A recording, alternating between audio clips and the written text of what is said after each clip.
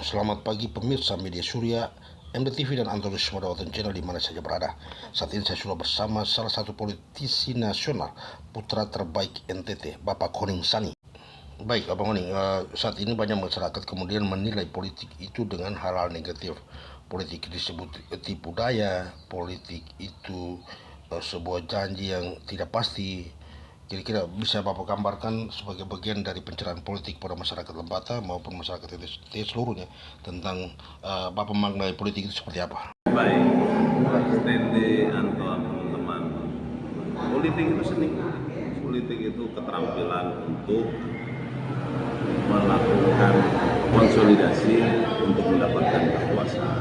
Kekuasaan itu instrumen utama politik yang harus masyarakat. Ideal adalah dia perlu berkomunikasi dengan masyarakat secara intens, menemukan persoalan untuk masyarakat, itu menjadi bekal ketika dia memutuskan untuk running untuk mendapatkan jabatan-jabatan atau kekuasaan politik.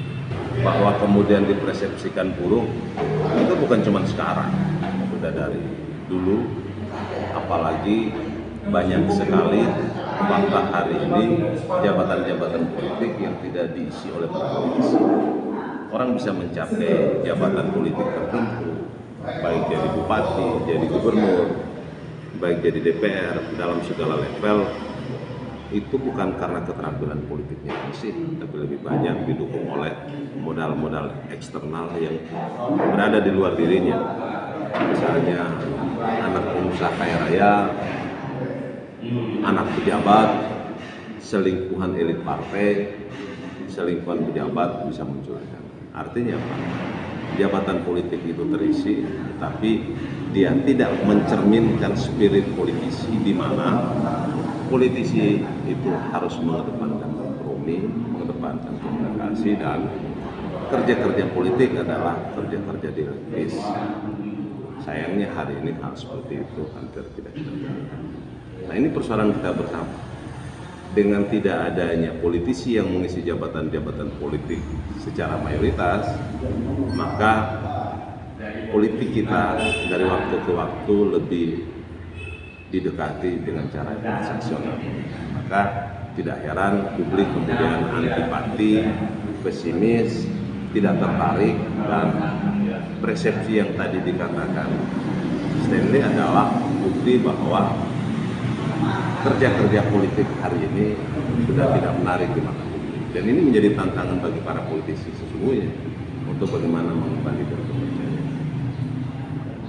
Satu lagi, karena kemudian banyak orang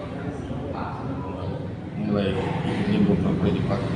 Kalau apa politik ini kan banyak orang kemudian bertanya motivasi apa untuk kembali ke politik? Politik itu bukan soal tertarik ya. Politik bagi saya itu soal passion, itu lebih dari sekedar itu. Jadi saya sudah beraktivitas baik politik di internal kampus, eksternal, sampai dengan politik praktis di kepartean. Dan ketika menyebut nama Koning Sani itu labelnya ya politisi. Meskipun saya punya profesi yang lain sebagai advokat, tetapi dalam mata publik ketika omong Koning Sani ya politisi.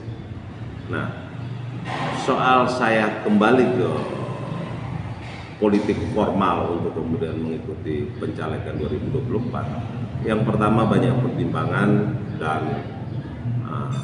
sebagai politisi saya kemudian memutuskan untuk mengambil bagian.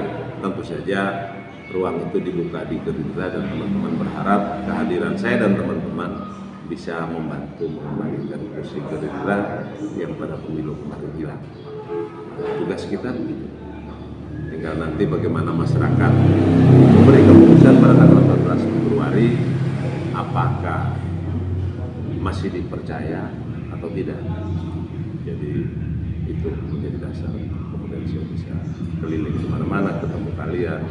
Hari ini kita di Lembata, 2-3 hari lagi saya harus ke tempat yang lain. Ini mungkin yang terakhir.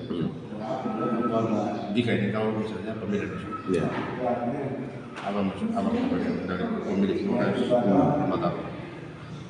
Bagi para pemilih, ya saya satu di antara para calon. Saya saya dari Gerindra nomor urut 4, tetapi selalu di banyak kesempatan saya berharap masyarakat selektif dalam membuat keputusan, mendengar banyak calon, memperhatikan banyak calon, mempelajari rekam jejak dari calon-calon itu, kemudian membuat keputusan untuk memilih yang terbaik.